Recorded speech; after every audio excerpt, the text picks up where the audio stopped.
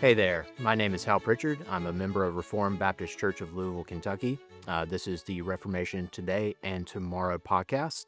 I'm here with Pastor Jim Savastio, and today we'll be talking about bodily weakness and Jim's afflictions with his heart and various other ailments that came along the way, just to name a few.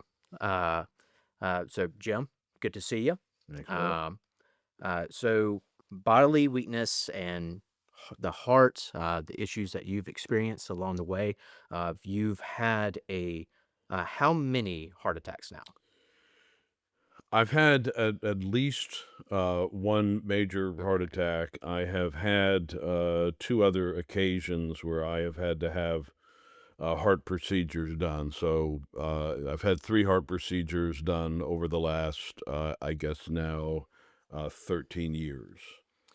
So 13 years of dealing with some pretty big major surgeries, some pretty big major life events, and you are also a pastor on top of this. Having any kind of heart issues, having any kind of major life surgeries of any sort is already difficult for any individual.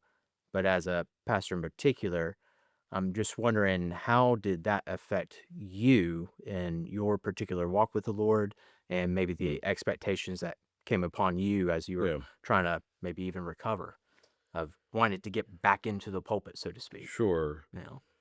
Yeah, so I'll just, obviously some of this is going to be autobiographical, Mhm. Hal. So it was in February of 2012. I was 49 years old, uh, far too young in my mind to have to deal with this.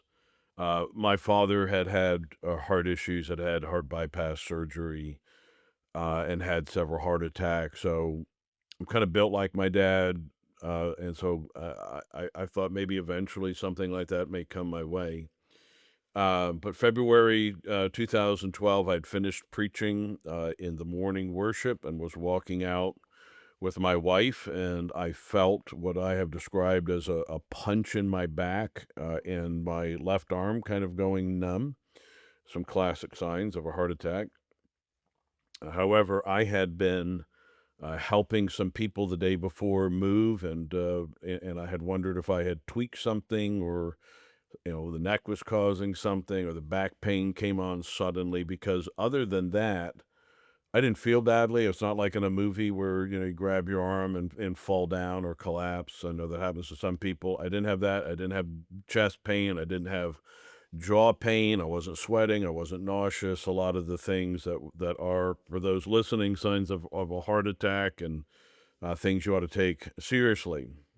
And so, stupidly, perhaps on my part, I left the next day and went to a pastor's conference in North Carolina. I drove.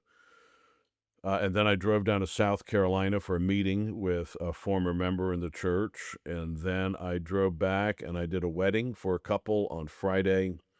And my wife was asking me, "Is your arm still hurting you?" And I said, "Yes." And she said, "I'd really like you to see a doctor." So I stopped at urgent care. I was preparing three messages for the next Lord's Day. And on that Saturday, I went to urgent care, and the doctor told me you've had a heart attack. You need to go to the hospital right away. So I wasn't realizing, of course, that things were as serious as they were. Mm-hmm. Just so pausing all that, Yeah.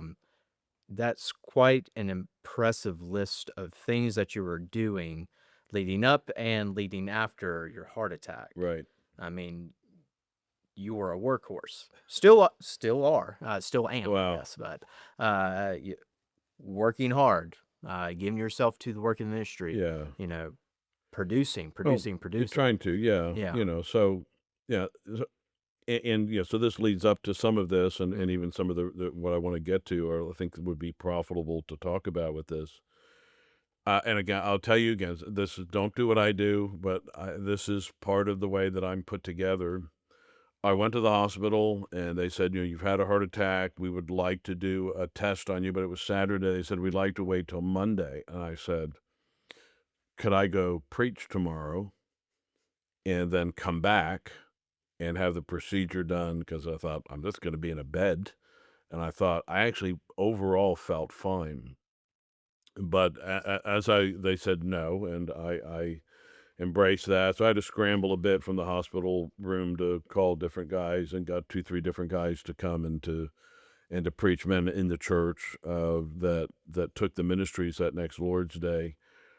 While I was in the hospital, I had asked my fellow elders, don't say anything about my heart until after the evening service. I just didn't want it to be distracting. So people knew I was sick, but they didn't know I was in the hospital and didn't know I'd had a heart attack.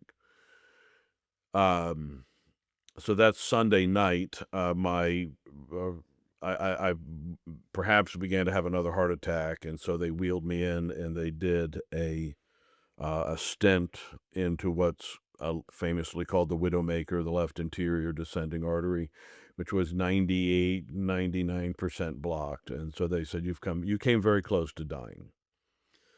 So that had a bit of an effect, obviously, on you with that recognition and with that realization. But at the first, Hal, there was kind of a thought. I dodged a bullet. I've got the stent. I'm okay. So, a little bit of recovery. And my fellow elders told me 3 weeks without any preaching. I was told take things slow, all this kind of stuff. Well, that was hard on me. It's not what I like to do. It's not what I want to do.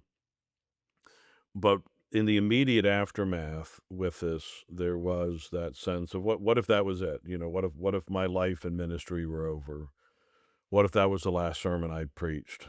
And and that had that had something of an effect on me with the recognition that you never know when you're giving your last message. A lot of men have given their last sermon and didn't know it.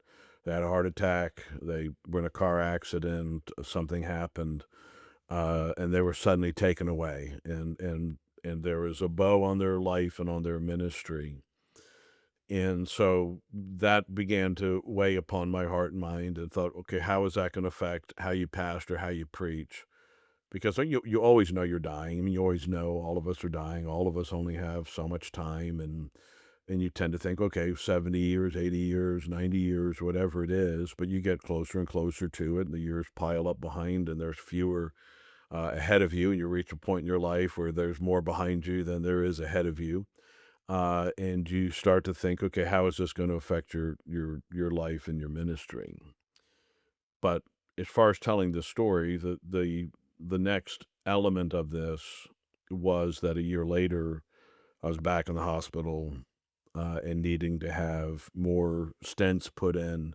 And so I haven't had major surgeries. And you mentioned something about that. So I don't want anybody to think I've been cut open and all of the rest. All of my heart procedures have been stents and done through the arm or through the groin and all of that. But still, I mean, it's the kind of thing they're telling you doing heart procedures, a possibility you're not gonna survive Yeah. it, blah, blah, blah, all that Don't stuff like it. underplay it, Jim. Well, Yeah. yeah, it's just it's not what others have Mhm. had. Others have Mhm. had far worse. But that next year, or somewhere around a year later, I was back in the hospital, and I had done I was the ideal patient. I worked out, I had a personal trainer, I did the diet, I did the exercise, I took all the medication, and my heart got worse. And so I said to the doctor, "So what's I did everything. I did everything I was supposed to do." And he goes, "Yeah, some people are like that," kind of a thing. And I thought, so one thing that hit me at that point was I'm not going to be an old man. That's what I thought. I'm not, and on a personal level, I thought two things. I wanted to walk my girls down the aisle, and I wanted to see my grandkids. So those were I thought I want to live long enough to be able to do that. And there was a point where I thought, well, yeah, I in my head, I thought I'm not going to make it to 60. That was what was in my mind. And because then there was another, a few years later, there was another one, prior to being 60. So 49 years old, 50, 51, and then at 55, 56, I'm back in the hospital. And I just thought, I'm not going to live to be an old man. And I thought, as a dad and as a father, but also as a pastor with the recognition that I need to prepare the church for the next for future leadership. Need to have other men teaching and preaching, hopefully younger elders here, which is a whole nother issue that we could get into maybe at another podcast. I think every pastor, somebody has said, well, every pastor needs to be preparing for their replacement. And so to pour into younger people and all of that. Pastorally, it had the effect in my life of thinking, and I can't say this is every Sunday, but very often the sense of this. Uh, I want to I want to get to the heart of the matter. I want to plead with people. I want to be able to say, if that's the last sermon I ever preached, I'm thankful that's what I preached and that's how I preached it. Another thing that happened in God's providence, coincidentally, with this was that we had a young man visit the church.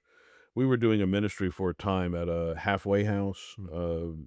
and one of the men from the halfway house came on a Sunday. And this was, I think, maybe after my first heart attack. And I was thinking about this, what are you going to preach? How are you going to preach? One man, one of the old Puritans said, I preach as a dying man to dying men. And that was just really kind of became very vivid in my mind. So this young man, Matthew, who was in the halfway house, came, heard the ministry. We talked afterward about how the ministry affected him and that, well, I'll see you next week. Well, he overdosed that week. And there was that other reality that some of the people sitting here, not only may I not be, I may not be here next week, you may not be here next week, and these young people may not be here next week. And so some of those eternal realities, come in, in the midst of that. So, So just with all that pressure as of being a pastor, of having that burden for not only your family, such as your daughters and wanting to see your grandkids grow up, certainly to be there for your wife in old age as yeah, well. yeah, All that kind of comes flooding, but you also have that same responsibility to us, your yeah, flock, and right. to those who come in. Um, just transitioning just a little bit, but still very much so from the same place. When walking with bodily affliction of any kind, um, whether that be a heart attack or a major life event, which causes you, you know, to become less of yourself in a lot of ways. What were some promises? What were some comforts? And what were some lessons that maybe you needed to learn about yourself, about maybe your own sense of accomplishment or achievement or Yeah, strength and vigor that, once that was taken away, that maybe the Lord became a bit more precious, a little bit more sure, sure. glorious? Yeah, I mean, all of the above in Mhm. a variety of ways here with this. I have a way, I have a mindset with of which going about ministry, and some of that is I, if I were on a psychiatrist's couch and they try to say, well, why do you feel you need to do this kind of a thing? Well, part of it is because I think I am called by God to work hard. Mhm. That ministry is labor. Paul talks about laboring to the point of exhaustion, and unto this end we labor, both publicly and privately. And so to get with people, to be able to do 2, 3, 4, 5 ministries a week. At times back in those days, I did Sunday school, I did morning, I did evening, quite often, most often led prayer meetings, did Bible studies, did try to do church plants, traveled and preached, sometimes doing these. In one case, I think it was 80 ministries in about 10 days. This was in China, and Better man than me. well, and I don't know, pride yourself. I don't think I prided myself in that. I just thought that's what you do. You you you're called to work hard to do this, and a lot of guys today, and I'm not criticizing this necessarily, but I do wonder. You're a young generation of a guy who wants to be in ministry, and for some guys, the thought of preaching twice a week, week in, week out, and them doing having the adult class and having something to do is too overwhelming for them. And it's like, well, I can maybe do one and that sort of thing. And I don't know if that's old school, but, you just the guys who mentored me and the men that were important in my life were men who did that, and so it requires a degree of physical strength and stamina. Uh, one man had said, "Your body is the only instrument with which you can serve God." And so you need to some degree take care of it. Well, I used an illustration one time about if there was a town and it only had one ambulance, make sure the oil's changed and the tires are inflated and because it's needed, or one fire engine. That's all you have. You can't let it break down. You got to make sure it's working in order to do what it needs to do. But you have to recognize and realize, well, first of all, obviously, that you're expendable. Mm. Okay, so and one of the things is, the one man said some years ago, "Hey, you all need to deal with the reality that one day you're going to die. People are going to get together. They're going to come back to the church, eat potato salad, and then move on." And none of us are. I'll put it this way: we're all expendable. Mm. Every ministry comes to an end. Every life comes to an end. And however valuable, however profitable we think that a life is, you just have to get over yourself and recognize, okay, I have a short window, I have a short period of time with which I can serve my family and my flock and try to do good to others, and that's it. And it's all over. And whether it ends because of your bodily weakness, or it ends with your death, or it ends with your retirement, whatever it is, but it's going to come to an end. And facing death in this way and living with it because my heart's not getting better, as I age, it is, and I feel it at times, the weakness, and I am keenly aware. Today I went and cut the grass a little bit, and I'm keenly aware of how I feel when I'm doing those things. There are times throughout a week where my back hurts or my arm hurts a little bit, maybe a little shorter breath than I wanna be, and think, "Okay, is this something?" And it's a reminder, you're on the clock, that life's coming to an end, and so, in some sense, make the most of things. You only have so much more time, so many more opportunities to minister, so many more opportunities to love people, serve people, be there for my wife, be there for my kids, pour into my grandkids, pour into the flock, pour into younger people. And so I guess part of living with that real sense of mortality and weakness is very helpful in that way. It helps me to recognize my own limitations, and again, the recognition that life and ministry are coming to an end, but the chief shepherd will continue to watch over his flock long after I'm gone. Just one more question, if I can. Sure. In regards to, again, you being a pastor and you trying to shepherd others, has your sympathy increased any, and maybe your counsel to those who are older, who are going through a time of transition, even possibly facing the shadow of death? Yeah. Um, Walking through them with that, has that become more meaningful to you? And do you think that your counsel, your insights are a little bit more profound or helpful to those who are Yeah. suffering during that time? I hope so. Mhm, It certainly causes me to be sympathetic to what they're going through. And even the frustrations as you feel like your body is betraying you because, mhm, I've had other issues, associated with bodily weakness, yeah, that remind me again that,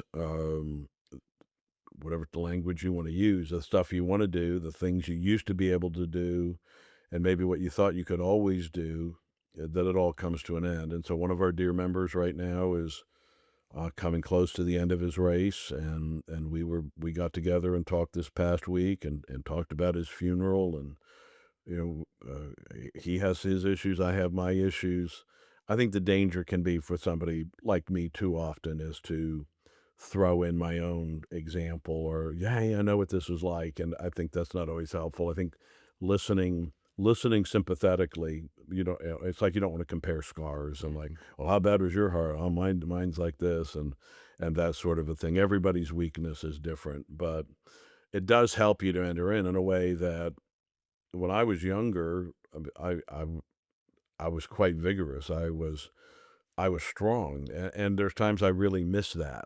I miss that old guy, the young guy, but my former self who was able to do physically the things that I could do. I still feel God's given me a fair degree of strength, and I feel ministerially I'm still able to do and accomplish what I need to do, and whether that's traveling to Brazil and teaching 20, 30 classes in a week and preaching on the weekends and those sorts of things.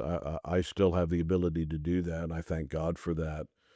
I don't know what the years ahead are going to bring, but as far as now, I feel like I still have a degree of stewardship, even though I face all of it with this uncertainty of I don't know. There are times you think, I don't know if I'm going to wake up in the morning. I don't know how close I am to the end. And so it's that tension of strength for today and with the knowledge that you do face that this is all coming to an end. Mm. I hope it's another 20 years from now, but it is, Same. but it is what Very it much is. so same. Well, thanks, Jim. I think that's all the time that we got on that one, I believe. So thanks for your time, brother. Well, All right.